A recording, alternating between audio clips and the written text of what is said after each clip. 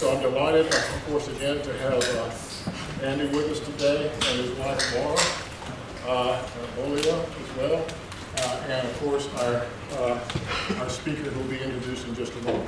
First, I'd like to welcome our provost, Joe Wood, who's going to say a few words of welcome himself, and then turn the mic over to Andy Bolio, who will be introducing Professor Scruton.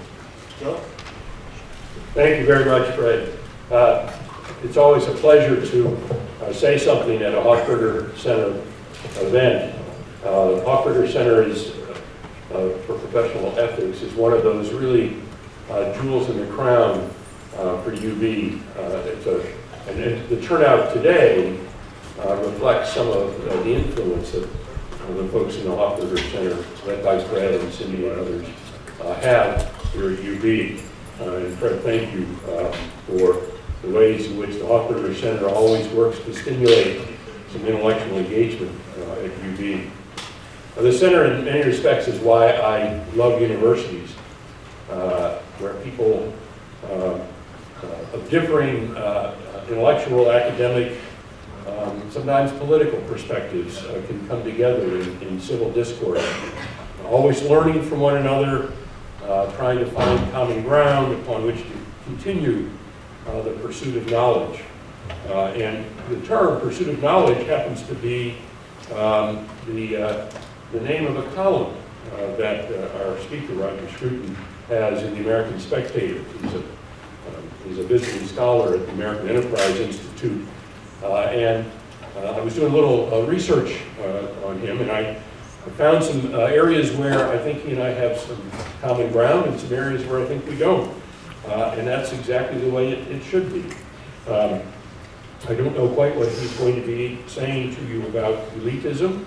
I will be staying as long as I can. I've already apologized to him that I have to take off. But I did want to tell him that I found one of his articles facing up to Darwin, really quite exceptional. He argues that there is a philosophy of the human condition that stands apart from biological science without opposing it. In other words, that we don't have to always see things in opposition to one another. I'm a geographer, and those of us who profess human geography have long understood that with respect to Darwin. We trace our own appreciation of this understanding in the human condition relative to the environment from Alexander von Humboldt through Darwin. Darwin said that Alexander von Humboldt was the person who started him on the course of his life, up through lots of modern writers that many of you would know, but I won't try to list all of them. But enough, you didn't come to hear about geography, you came to hear Professor Scruton. And he is here, as Fred has indicated, because of music. He was here part of the Future of the Symphony conference that took place this last weekend. And I want to thank Jeffrey Hoover from UB and Andy Bolio from the Symphony for coming together in this partnership to involve so many people, many of you here, to have that kind of a conversation. It's part of what we try to do at UB. We are located in the community, but we really want to be integrated into the community. And one of our most important neighbors is the Baltimore Symphony. So I'm going to stop and turn it over to Andrew and let him do the rest of the introduction. But Andrew, thank you for partnering with UB. Thank you so much.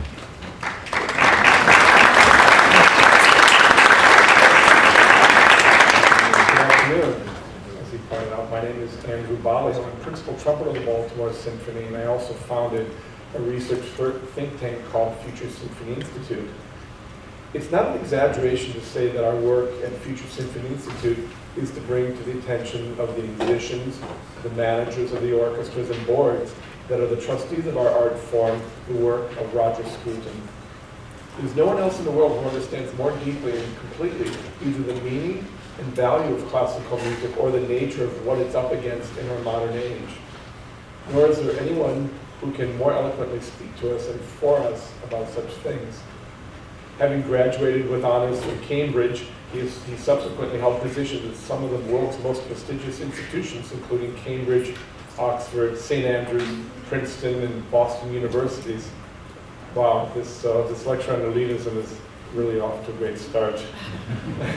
He's a fellow of both the Royal Society of Literature and the British Academy. Moreover, he's been awarded the Czech Republic's Medal for Merit in recognition of his efforts to establish an underground university in Czechoslovakia during its last decades of communism. And here we begin to see his incredible worth in practical terms, for Scruton is truly a modern-day Renaissance man. He's published more than 40 books on a wide range of subjects: music, architecture, philosophy, politics, wine, sexual desire, and even hunting, as well as both novels and poetry. He is deeply devoted to classical music and has composed 2 operas and written the libretto for a 3rd. Here's a man whose graceful and powerful intellect embraces the longest and widest view, and who brings to our institute the true spirit and vision of the Renaissance. Indeed, one of the thorniest issues that faces classical music are allegations of elitism, and in such a matter-of-fact way that it has become simply accepted in the common vernacular discussion. Charges that symphony orchestras are somehow elitist instead of simply of an elite are currently the most serious of allegations leveled at our art form by the popular culture thing. The great endeavor of culture and modernization is often an effort to turn long-held values completely upside down, making what we once loved in today's target of reform. A weapon used to banish such targets from a society is prohibiting certain words or replacing them with new ones, usually having the effect of diluting our ability to say anything at all. We call this political correctness. For the classical music world, it's so very frustrating because the very appeal of classical music is based on gathering together the best of the best to be listened to by an audience who want to hear this elite play what they consider the best music, another decidedly elitist designation. Roger Scruton is whom we regard as the best of the best at breaking down the tyranny of political correctness, shedding light on how everybody is diminished in the process. Please welcome philosopher Roger Scruton.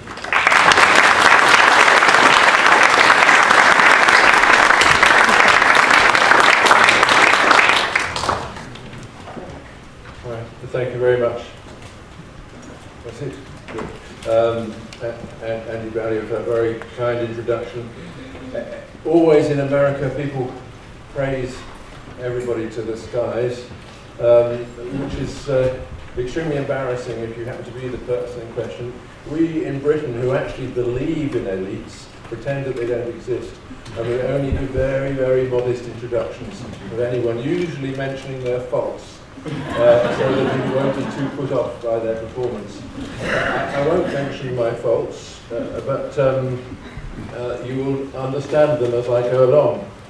What I'm going to do is talk for about 40 minutes, and in fact I'm going into 40 minutes, and then I hope there'll be some questions from the floor. Have I got this right? No. Next. Is there a tech guy who's going to tell me what I do next? To get to the next slide. Sorry? Push the down arrow. Down arrows on the right side of the keyboard. There's no down arrows. Oh, on this keyboard. Okay, sorry. There you go. There's a very famous phrase, the tyranny of the majority, that was introduced into political discourse by 2 near contemporaries in the 19th century.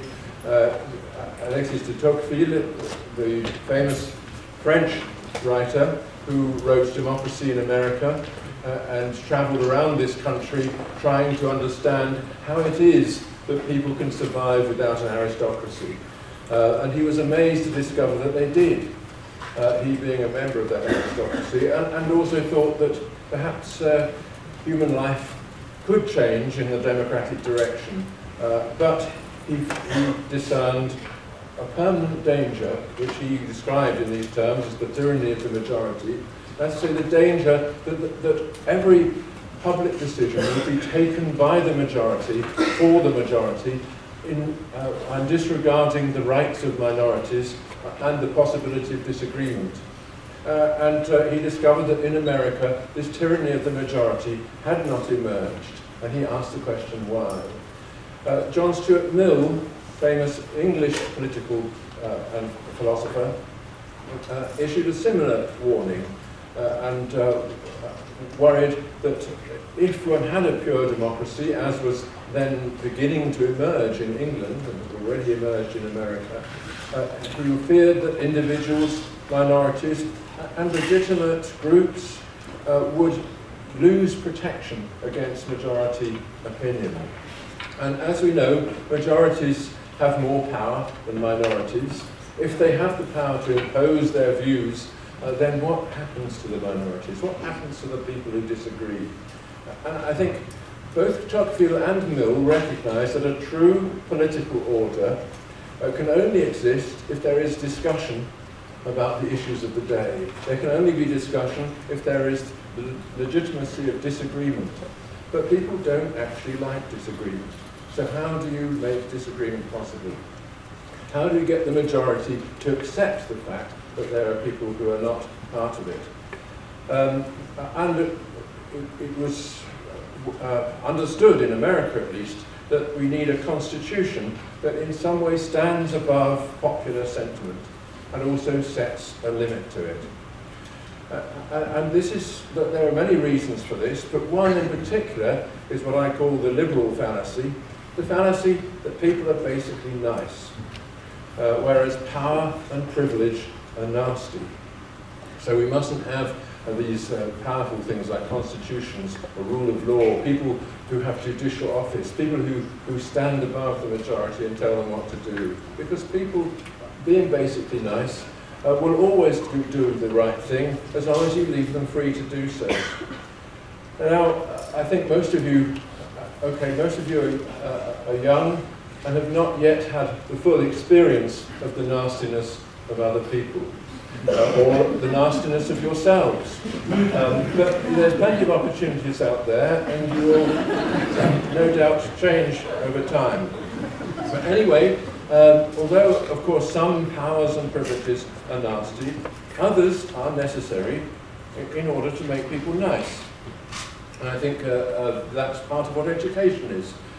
We hope that you young people will emerge from your time here in some measure improved, not just having more knowledge, but having perhaps more ability to get on with others, to make your mark in society, to cooperate, to be the kind of person who doesn't have to punch someone in the face in order to have his way.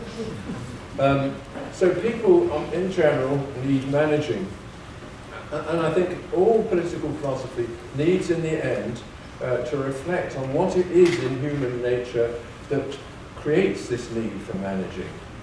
And there are certain aspects of the human condition which people are reluctant to think about. You are all reluctant to think about things in yourselves which you know not to be agreeable to yourself or to others. But there are also general features of the human condition which we find difficult to think about. The first is envy and resentment. And people feel resentment towards the goods, the status, the talents of others. And this is normal. Nietzsche, the German 19th century philosopher, who I'm sure you've encountered in one aspect or another, Nietzsche thought that resentment, he called it ressentiment, he used the French word for reasons of his own, he thought that this was the kind of default position of human communities. But in the end, it's resentment that makes the world go round. And it's why the world is so awful. And he didn't really belong to it himself. And he was a curmudgeonly kind of guy, but he advocated a much more solitary approach to things than most of you would be able to manage. Leaving aside his so-called positive philosophy, I think most people would recognize that he's onto something. Sure, people resent each other. And the one thing that they most resent in others is the fact that they are doing better than I am. You know, that resentment is going to be always there, especially when you're in close competition for something that you really want. You're in competition for say, a job, or for a lover, or a social position, social status, and you see the other person get it, and you can't control what you feel. There's another part of people that needs managing, however, and this was much more interesting to John Stuart Mill, which is the desire for orthodoxy. And Mill believed that orthodoxy, rather than freedom of opinion, is the default position of human societies. That orthodoxies prevail, and we take refuge in them. We know that if we say what everybody is saying, even if we don't believe it to be entirely true, nevertheless we're safe. We're not going to be attacked. And to stand out and say the thing that is, even if it's staring everybody in the face, the thing that is generally disapproved of, to do that, it requires courage. Then another feature of human condition, which has been much emphasized by a French philosopher and critic and anthropologist called René Girard, is that the idea that there is an inbuilt social need for scapegoating and for persecuting the heretic. If you're in a difficult position, if a society is in a difficult position, people are at loggerheads with each other, they're not able to agree about something, issue of the day, perhaps there's some threat to them, it helps, in a way, to find the person who's to blame. It doesn't matter that he isn't actually to blame, but you get hold of him and you persecute him, and you all unite against him, and you all feel good about it. You all feel that you found the trouble and you're getting rid of it. This is what Hitler did, of course, with the Jews in Germany in the interwar period. He said, don't worry, the reason why our society is in total chaos is not because I'm in charge of it. On the contrary, it's because of all those Jews who are uniting against us, conspiring to undermine the pure behavior of the Aryan majority. So we're going to persecute them and get rid of them. And I think if you look back over human history, you will see scapegoating as one of the most important features of human history. And all these three point to the fact that forgiveness is hard in human communities and hard for individuals. To forgive people for being better than yourself, to forgive people for standing out with an opinion of their own, to forgive people for just being the heretic. And penitence is rare. People don't very often confess to their faults, nor do they undergo any kind of penitence or repentance in order to atone for them, to make amends. And I think that you all know this from your own life. And we all know, however, partly because of our Judeo-Christian inheritance, that forgiveness is absolutely fundamental to the kind of social order that we enjoy. People can live at peace with each other in this society because they are ready to forgive others' faults and to confess to their own faults. Now, in the light of all these, you can see why it is dangerous to be, or to aim to be, a member of an elite. And in America, it's a fairly normal thing to apologize for being such a thing. Apology is an excellent thing, but it can be taken too far.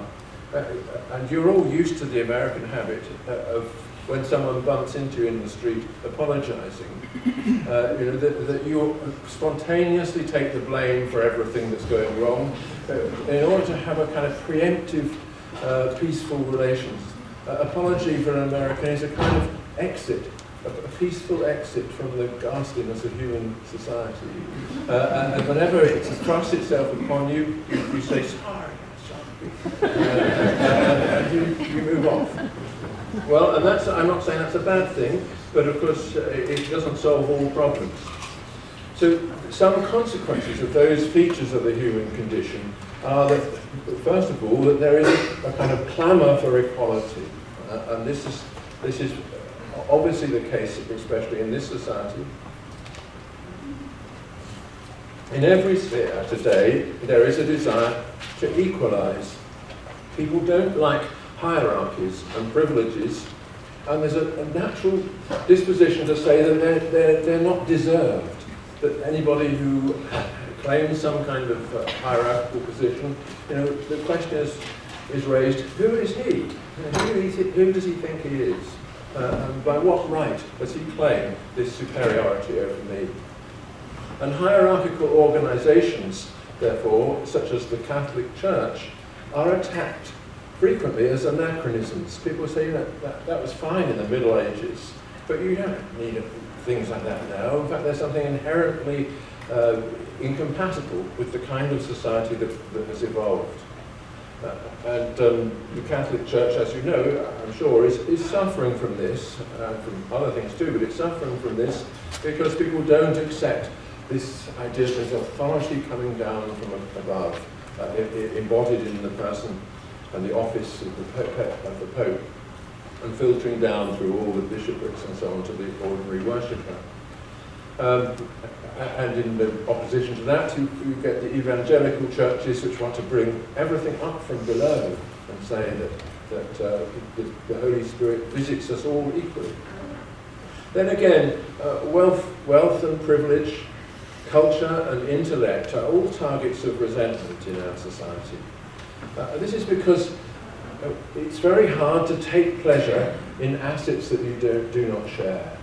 To take pleasure in somebody else's good fortune is a rare thing. It involves a kind of work of forgiveness. You've got to forgive him for being better than you, for getting the girl that you wanted and so on. And as I say, forgiveness is rare.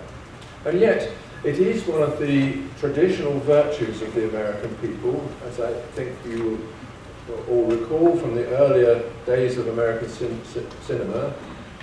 It is one of the virtues to take pleasure in other people's success. And I think this is one of the things that makes this society so hopeful. In Europe, it is extremely rare for people to take pleasure in any success except their own. And even then, the first thing they do with their success is to hide it, in case anybody else knows about it. Here, however, being successful, you go out and you think, yeah, I've done it. And other people who haven't done it will nevertheless pat you on the back and say, great, I'm really pleased for you. That's partly because I think people in this society do recognise that there are opportunities for themselves as well. So the sight of somebody achieving something reassures them that maybe one day they're going to achieve too. But that because of the legacy of resentment and because forgiveness is rare, there is a desire to bring down the mighty and to make distinction either non-existent or worthless. To say, what you've achieved is not worth anything. Not in every sphere. This is, I think, extremely interesting. In sport, for example, talent is still universally recognised and widely praised. In some way, we feel we're not judged by another's sporting success. I would never have had a chance at American football, or indeed any sporting enterprise, so I don't worry. I've measured my life so that I don't compete in that sphere, so to speak. But it's a very interesting question why, in general, people don't really worry too much about distinctions in the realm of sport. One suggestion is that it is so obvious there that there couldn't be a realm of sport unless there were people who were good at it. How could you possibly play a game if you didn't have the goal of succeeding? It's built into the very enterprise. But people doubt that it's built into other enterprises which are really important to us. So there's a downside to all this. There's a famous sociologist, Max Weber, his name is spelled with a W because he was German, who famously argued that in every human community there is a motive for the debtors to gang up against the creditors. You are familiar with the fact of owing money. As students, I'm sure you owe probably more than you'll ever be able to repay, but you're keeping that hidden from yourselves. And go on keeping it hidden because eventually the economy will collapse and it'll be okay. But nevertheless, in every community, if people owe money to somebody else, they will gang up with others who owe money to dispossess the creditors. And we see this happening in the political process too. The majority will vote to dispossess the successful because they believe that wealth doesn't really belong to those people who've got it. It's a social asset and it should be distributed more fairly. Through the state, we can distribute it more fairly. We can tax the rich and distribute it among the rest of us. And many liberal philosophers and political philosophers, justify this, not quite in the crude terms that I've just uttered, or the terms that Weber uses. Weber is just speaking the truth. Political philosophy is a wonderful tapestry of lies. Designed to hide this kind of truth. But John Rawls, in his famous book on justice, essentially thinks in the same way, that wealth is a social asset and is not owned until distributed. It has to be distributed according to a plan which takes account of the social needs of all people, and which, of course, has therefore to be put into action by the state.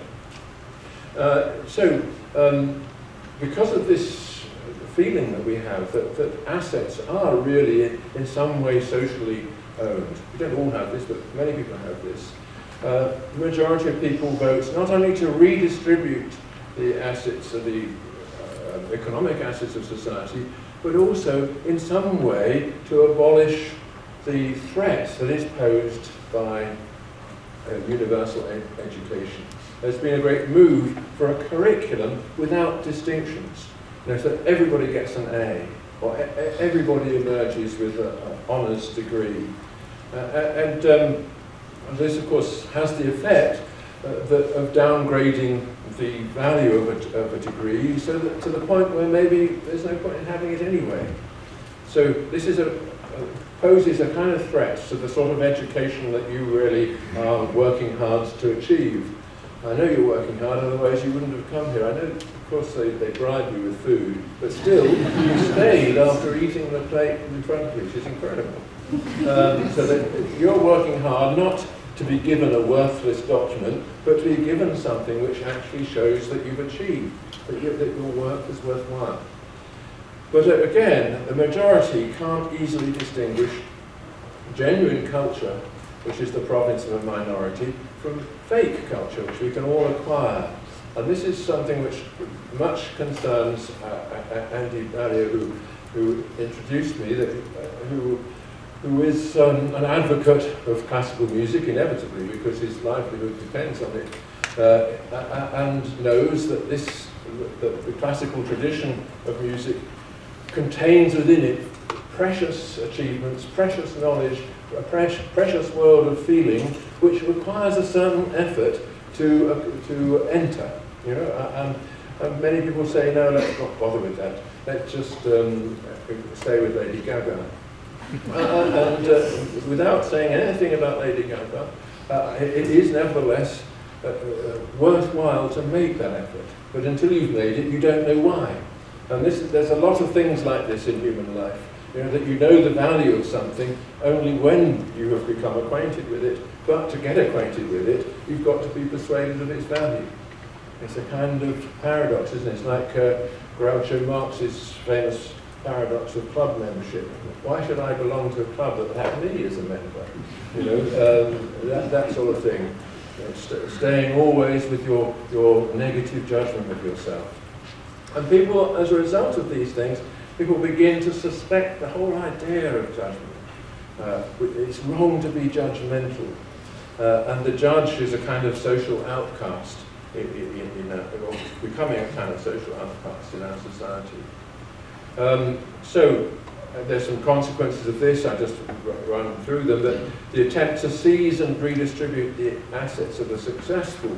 The problem with that, as we know, is that it penalises success, so that the assets are no longer there. And this is what we saw in communist Europe. The confiscation of all the profits of every enterprise led to the disappearance of those profits.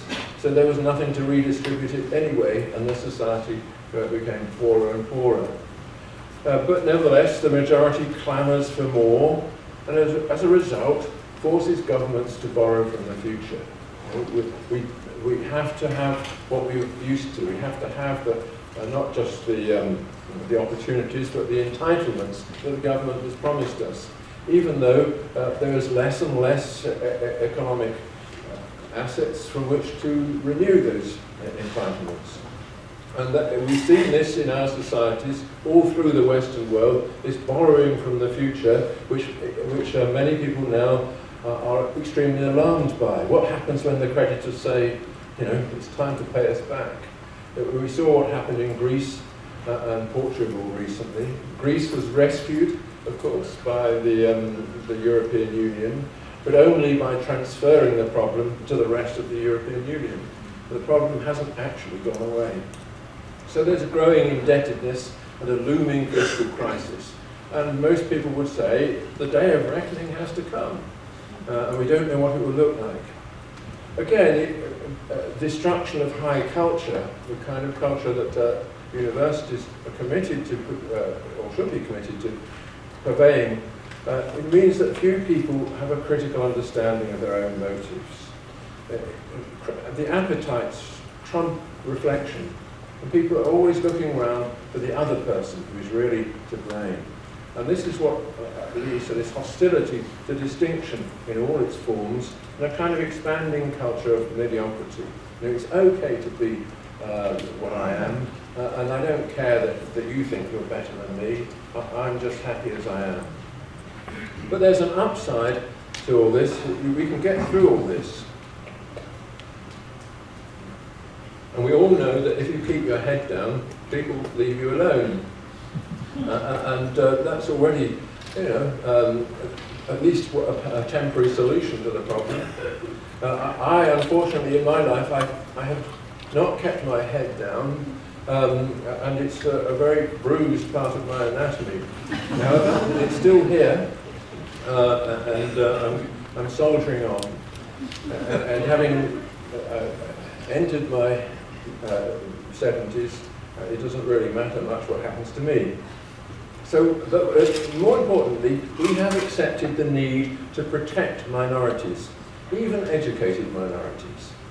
And that's because we recognize in our hearts, especially if we have children, that we want opportunities, not only for ourselves, but for our children. And therefore, we do need a culture in which success is distinguished from failure. We may not know what sphere our children are going to be competing in or trying for some kind of life in. Nevertheless, we do know that there's a difference between success and failure, and we certainly don't want them to fail. So people are not totally committed to mediocrity. And I think all parents have a desire for standards in education, and all people who are making a sacrifice to achieve an educated worldview accept that there must be standards. Why else are they doing it? Moreover, parents are competitive. Competition lies in the nature of the reproductive process. Reproduction is not yet a thing of the past, as I'm sure you realise, because there you are in this room. I know it doesn't get a good press today, and the numbers are going down, but still, people do regard reproduction, if only as an unwanted byproduct, as something that happens. And there those children are, and we do want them to succeed. And competition lies in the nature of this process. Everybody who has children in this room knows that.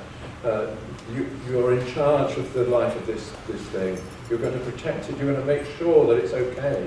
And that is an essentially competitive attitude, because the world is harsh out there. So real egalitarians, people who believe that equality is everything, tend to be childless, or else, like our politicians, they secretly secure advantages for their children while imposing mediocrity on everyone else. And in Britain we have wonderful examples of this, which I don't need to go into. So a few defences against mediocrity. As I say, minorities have rights, and there is a right of association. And the right of associations to protect their assets. So, we have a right to set up schools and colleges of our own. Now, in a majoritarian culture, these two are under threat. In my country, in Britain, they are under threat. Under a Labour government, it may not be possible for private schools to exist anymore. But as long as we think that there is a right of association, people will get together and try and rescue themselves, and that's how it should be. The lesson of the 20th century, however, is that everything beautiful has been prepared as a sacrifice. If you look back at what happened to Europe in the 20th century, the most beautiful culture that has existed, really, everything beautiful in it was sacrificed. Not just the people, but the cities, the institutions, the beautiful systems of law that we inherited, everything, except in Britain, and even there, it was fatally damaged. And I think this is something that all human beings must acknowledge in the end, that everything beautiful is prepared as a sacrifice. But we must go on, and to some extent we can. We should devise constitutions that contain something of the old idea of inheritance. Constitutions which are obstacles to majorities, so that they can't tyrannize over the minority that wants to improve itself. Then we need a kind of political discourse that conceals this fact from the majority. And this is where things become difficult. You have, in the end, to tell a few lies. Say that, of course this society is all about equality. And Americans have always said that, even though they have a constitution which was carefully designed to prevent that being the sole truth. The American Constitution was designed to protect minorities, to protect people's abilities to advance and to obey stricter standards than will be available from the majority alone. And that's the hardest task. But I think young people go along with it. They instinctively want to regard their activities as achievements. Meanwhile, however, you have to practice the art of concealment. There's a beautiful Arabic word for this, taqiyya, which was introduced into the thinking of the Shiites in the Middle Ages in Iran, when they were living under the Ottoman rule, Sunnite rule, which forbade their particular form of religion. And they said, we must practice this thing, this virtue, taqiyya. It comes from the word for holiness, actually. And that means whenever confronted by another, learn how to say that you believe exactly what he believes, that you live your life exactly as he does. And inside, suffering plaintively, but not revealing itself, is that soul which knows the truth. And okay, that's an exaggerated way of describing the condition of people like me, but there is still the case that you have to make an effort to conceal sometimes. I'm not making an effort to conceal what I think, so I'm in a dangerous position. I might become that sacrificial victim, the scapegoat. But this is the problem that afflicts us. The advice that must be given cannot easily be given openly. And you have to conceal your distinction in many circumstances in modern life. You don't necessarily let on that you are less ignorant than your neighbour. But don't confess to your culture or to make any effort to criticise his lack of it. Joyfully condemn yourself as an idiot like him. One of my old students from Princeton came to stay the other day. He's working at a high-flying financial institution in London. And I said, well, that's great that you've got there, terrific. And so it was worth all that effort you put into learning classical languages and the works of Goethe in German and all that philosophy I taught you. He says, yes, but much more useful was learning to talk about football. Because it's the only thing that they talk about in the office. And once when I let slip a remark about Goethe, it became very clear that my career was on the line. I said, yes, of course, but didn't I tell you about taqiyya? And he said, yeah, sorry, but I forgot. Anyway, you have to humbly confess to the right of the other as a member of the majority to determine the future of the society that includes you. You don't let on that you have the secret desire to pass on another kind of culture. So what kind of culture? This is my concluding remarks. I think we do want to pass on, especially in universities, a culture that is based in knowledge and in the distinction between real knowledge and mere opinion. Now, obviously, it's very difficult for you personally to distinguish among your opinions the ones that are real knowledge from the ones that are not, because they're all the same from your point of view. But in the context of open debate in a university, you come to realize that your opinions have different weight. Some of them are fragile and can mean nothing. That they don't go in the balance of discussion in an effective way. But others, when you put them forward rightly, you can get others to believe in and to accept, because they are founded in something else. And this knowledge must make judgments and set standards. It must distinguish the true from the false, the good from the bad, the virtuous from the vicious, and so on. And it must respect, I think, institutions, inheritances, and enduring traditions. And that is one of the difficult things for us, people of my generation, to put across to people of your generation. Obviously, the institutions that I inherited have changed an awful lot over the 50 years that I've been conscious of them. But I still believe, not in the value of all of them, of course some of them have changed and some of them have been got rid of rightly, but nevertheless I believe that there's a core inheritance that is responsible for me standing up here and now and speaking my mind. And I want to pass that on. I think it can only be passed on if we respect the idea that it's already there. It's there because it's been bequeathed to us by people who made sacrifices in order that it should occur. And we should, I think, learn to honour their sacrifices and to do our part in passing on these institutions and traditions in our turn.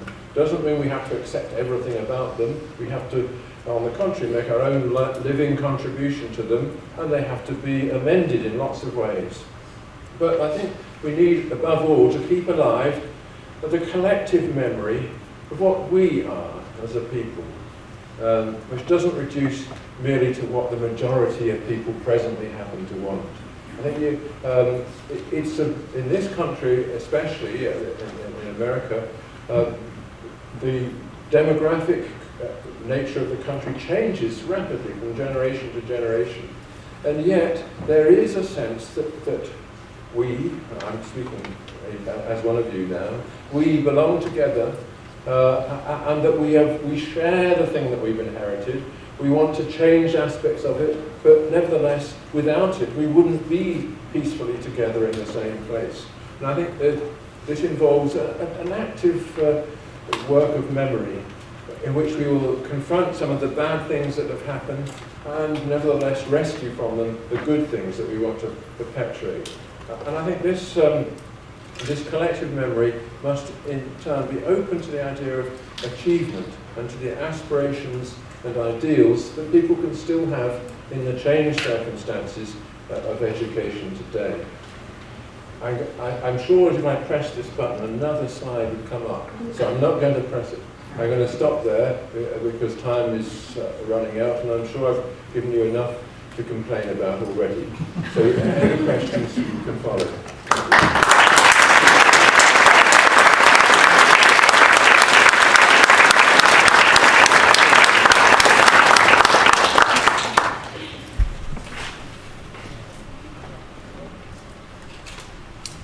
Down there? Alan, you want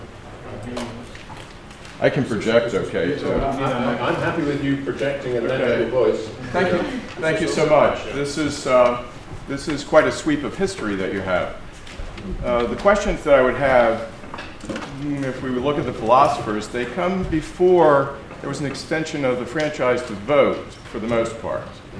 And so it reflected, I think, fear more than an assessment of the evidence of what the majority would do. That's number one. Number two, in defense of elites, how ought they to be held accountable? Because we could look at Lord Acton's observation and recent experiences, whether corporate or public, in which elites, political, business, educational, have in some ways maybe violated a trust. So there are aspects of that.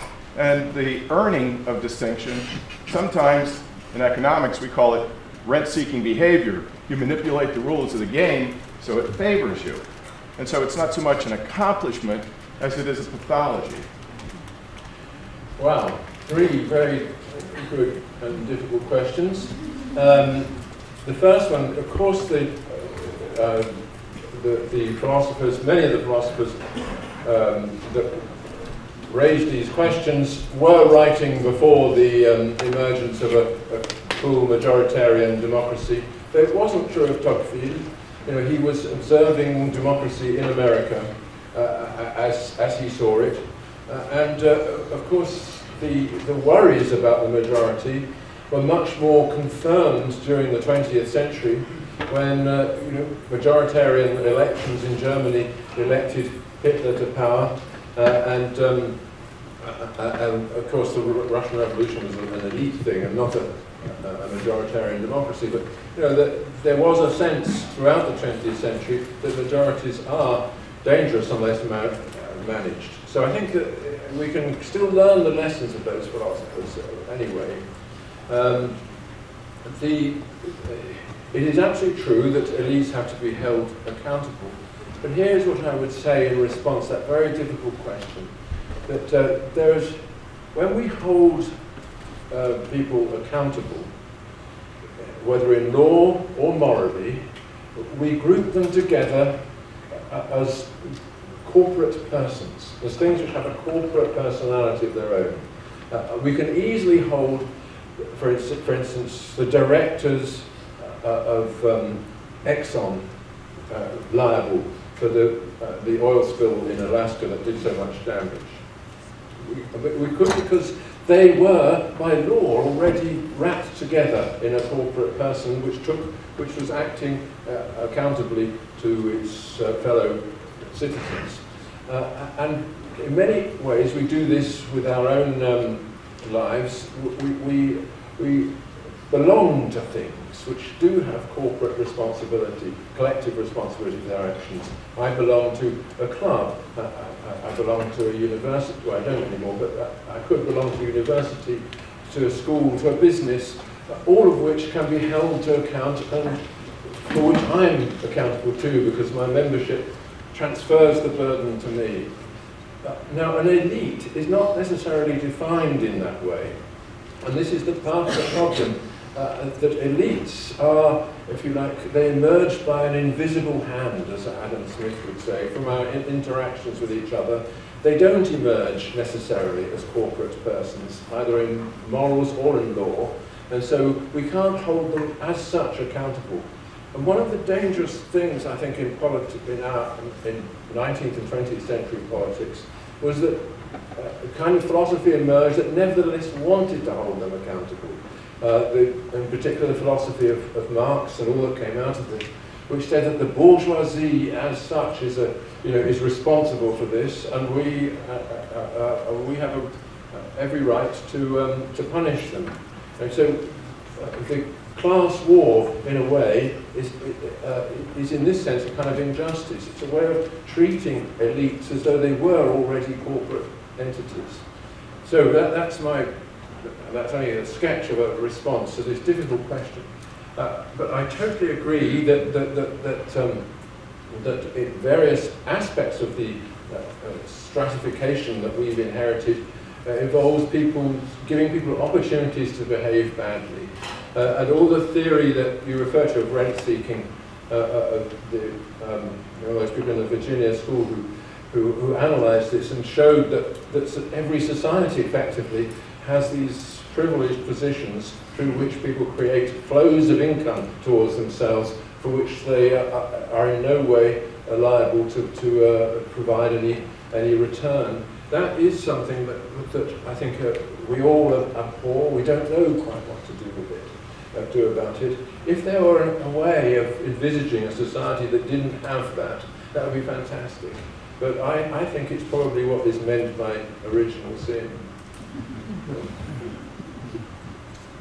This young lady here, yes. I'm going to try to make this question as quick as possible, but when you become a member of the Elite or a club of some sort, isn't there a way to remember that you started from somewhere?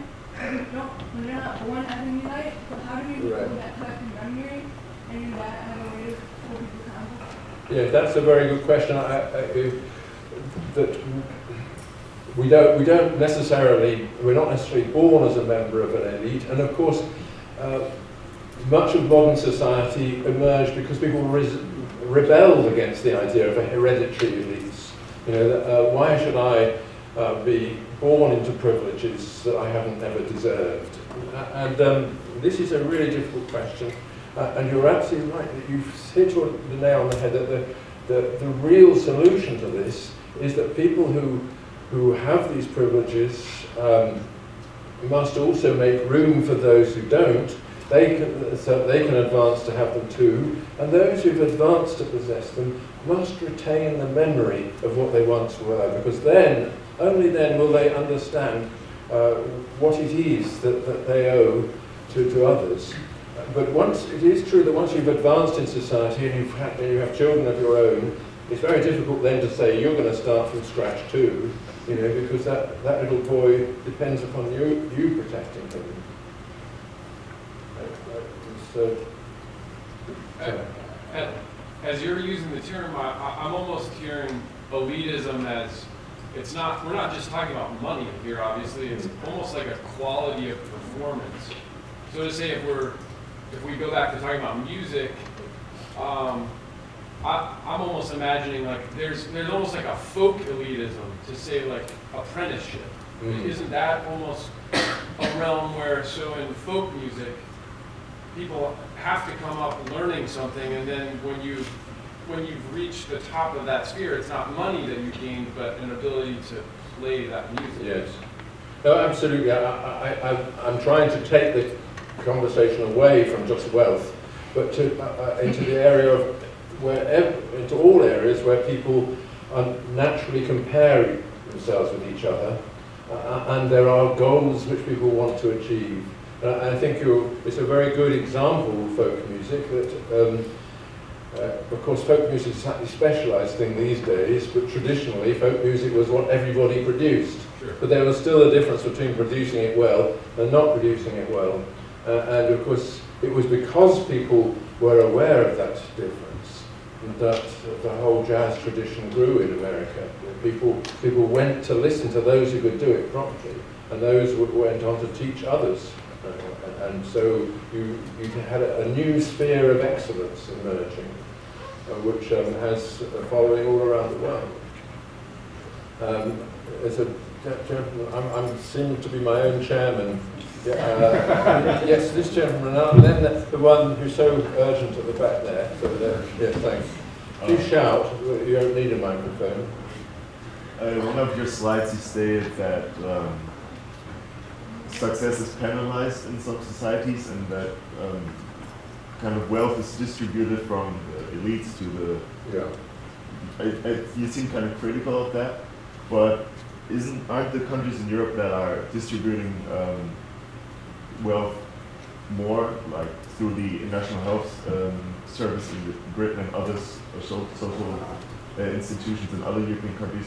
Don't these countries have far greater social mobility, and isn't that something to be desired, by keeping elites in check, cutting their power? Yeah. Now this is the absolutely central point about the welfare state. There are two ways of looking at it. One is that it's, as it were, taking the assets of one group of people and distributing them among the remainder. The other is, as you put it, which is in many ways to be preferred, that the wealthier people are being taxed in order to provide welfare benefits or whatever, health benefits, to people who couldn't otherwise afford them. And I think what I would say is that is the right way of looking at it. Nothing that I've said is opposed to that idea. Of course, we live in communities. We have to take account of everybody else. We should recognize that some people are unable to provide for themselves as well as, say, I can, and that it's legitimate for a government to spend my taxes on helping those people. And seeing it that way is fine. But there's a danger that it gets exaggerated into another way of looking at things, namely that the wealth of society doesn't belong to anyone until distributed by the state. And then it's distributed equally to everyone. And that way, of course, essentially neutralizes the whole idea of wealth, or the whole idea that you can own anything by your own efforts. You can't. You can't own anything until it's been decided that you do. And that is one of the dangers that we suffered in Europe during the 20th century, which effectively led to the collapse of major economies.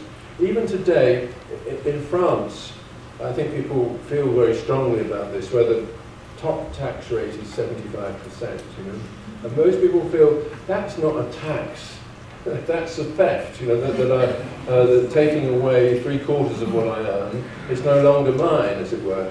And at the same time, more than 50% of French citizens are net recipients of income from the state.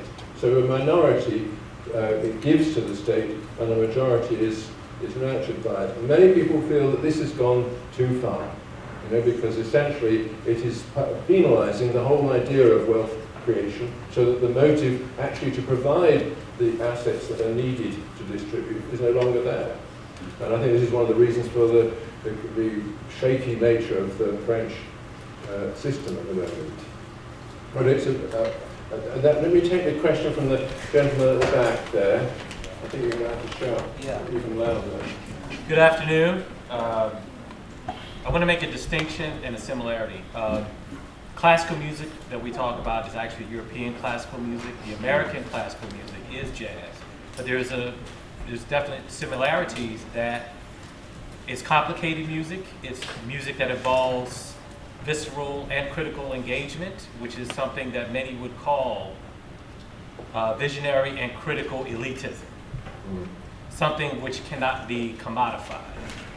And so my question is, because, and a colleague of mine was talking about Nikola Tesla. Nikola Tesla, those who are visionaries and creative geniuses that oftentimes become vilified in society, which has a precarious relationship, because that's what we need to advance society, but at the same time they are vilified because they are quote-unquote elite. So how do we protect such art forms, such individuals who have this visceral and visual and visionary creative success? How do we protect them, or is that just the nature of society that we praise and then destroy them at the same time? Yes, well, that's a very melancholy intervention, and I sympathise entirely with what you're saying. Of course, you're right that jazz is in many ways a different tradition from the Western art music, as it's sometimes called. Although, let's face it, they mingled rather beautifully in Gershwin and Stravinsky and other people like that. And of course, someone like Art Tatum learned so much from Debussy. But Art Tatum, Oscar Peterson, someone like that, these are people who had to work. And they needed the kind of support that you would give them. And without that support, it would be hard to become an artist of that caliber. And this is true in all the realms of human endeavour, really. It's certainly of intellectual and artistic endeavour. So we do need to protect them. And that's one reason why I say that we should think more about institutions. Things are kept alive partly because we have institutions that build walls around them, and create, if you like, the silence in which we can listen to these things, encounter them, and recognise that the personal call they make to us to make efforts on their behalf. And I see the university as, in many ways, part of that. You know, it's a place which should be a place where we can be still for a while and recognize that there are these voices which need protecting, but which are speaking to us in very powerful and moving ways. And I think through that, honouring these institutions in which these things are embedded, we do preserve them for as long as they can be preserved. Obviously, you know, when you go to Greece and you see the ruined temples, you realise, you know, at a certain stage, a kind of melancholy comes over you. You think, this thing existed and it's gone, you know, and it's gone forever. Well, that's true of everything. But my favourite British Prime Minister, Lord Salisbury, whose distinction is the fact that nobody knows anything about him, although he was in office for 20 years, which shows how good he was. He had a wonderful saying, which is that whenever asked about his philosophy, he said, delay is life. And those three words summarised his approach to the whole human condition. Yes, Is yeah. it incumbent upon elitists to defend their elitism? Well, it's when people speak out that others take courage. You know, so I think it is right for somebody who believes the kind of things that I believe to speak out, because there is a lot of intimidation around. As you know, I think people are very intimidated. As I said, speaking on behalf of John Stuart Mill, you know, orthodoxy is the default position. And if you don't agree with it, you do have an obligation to speak out. In your construction of this justification, have you given much thought to how one might calibrate what would be an appropriate or inappropriate kind of distance between elites and the rest? Yeah, that's a lovely question. Have I given thought to what might be an appropriate or inappropriate distance between elites and those who don't belong to them? This is actually a fascinating question that has occupied people down the centuries. Plato already was interested in this question.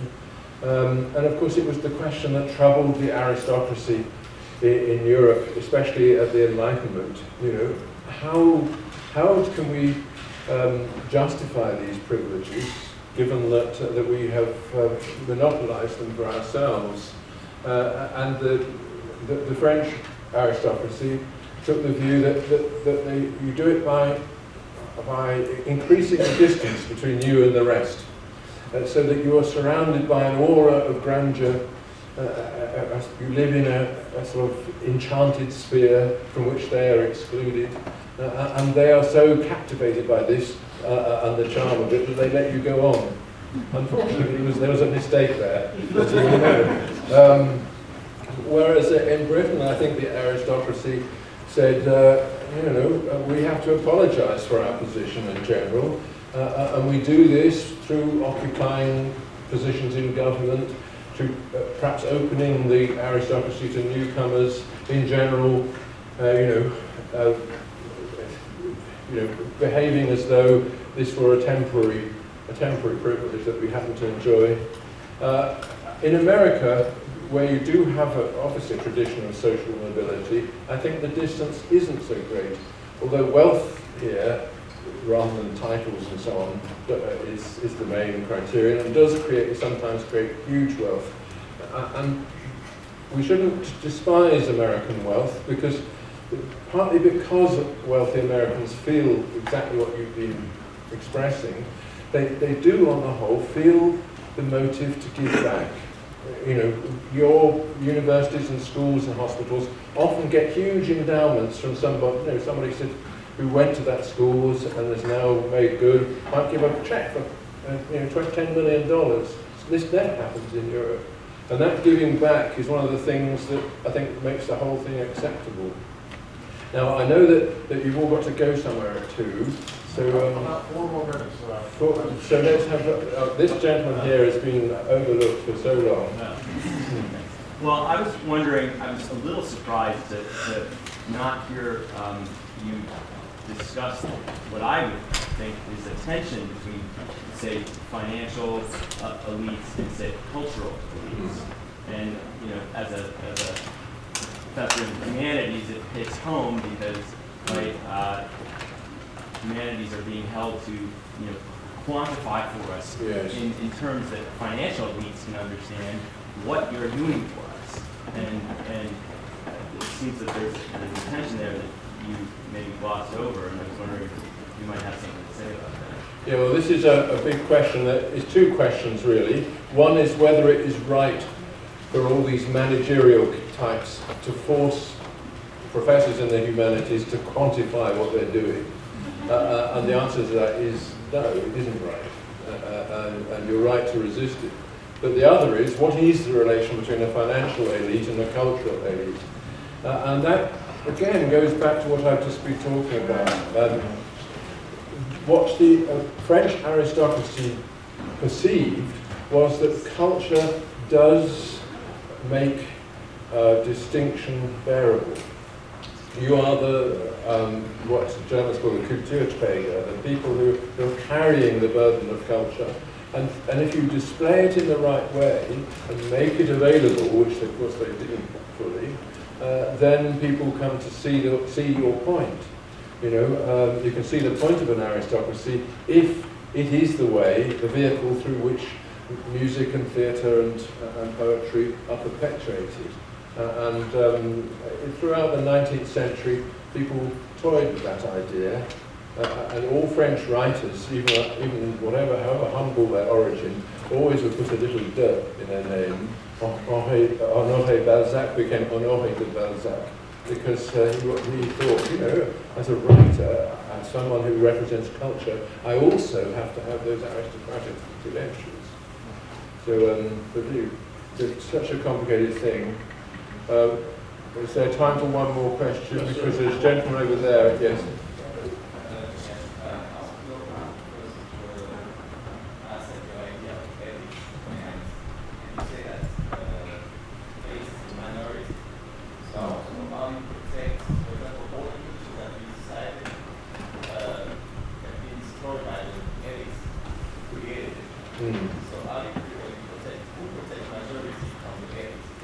Yes. Okay, that's the question is, you know, I've talked about who protects the minorities from the elite minority from the majority, and the gentleman rightly says, well, there's another question, who protects the majority from the elite? I think it's fair to say that is the theme for my next lecture, which I haven't written. Thank you anyway.